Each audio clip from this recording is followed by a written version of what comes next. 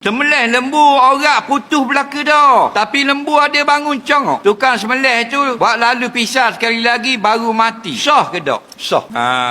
Kalau tidak, tak makan lembu. Ikut lembu. Lembu pergi sampai paka. Tak ikut ramai-ramai. Faham? Dengar baik-baik. Ini nadir. An-nadiru la yuhakkamu bihi. Benda yang nadir, yang jarang berlaku, tidak dipolokan hukuman berkenaan dia. Pakai hukum yang lain dah. Dimaafkan. Okey, gini. Melih asa. Tak mampu. Asa payah mampu. Tak. Kalau dia sembelih belah atas payah mampu molek siap kejar awet pula hang lagi tak ambo apa nak putus tubik orang dah kejar awet lagi tunggu congok pakai sok bang kata ulama putuskan kepala bang putuskan kepala bila putus kepala boleh makan biasanya matilah sebab dia ada kekuatan sembelih tu sah dah kalau mu nak makan putuskan lagi dia sembelih 2 kali yang diharamkan ni sembelih separuh berhenti dulu gulung kat daun tu hak ada berkembur tubik lagu lagi sambung balik itu haram faham tak okey jadi dia sampai ayat mazbuh mu tambah pisau yang kedua jadi bangkai ada pun dia kita sembelih masih lagi mustaqirah kita putuskan ayam sembelih dah tak jadi apa je molek-molek ada segar kau galak makan wi putus kepala burung wi putus kepala tapi kalau itik tadi lembu kita wi putus kepala tak mampu juga ngosek asal makan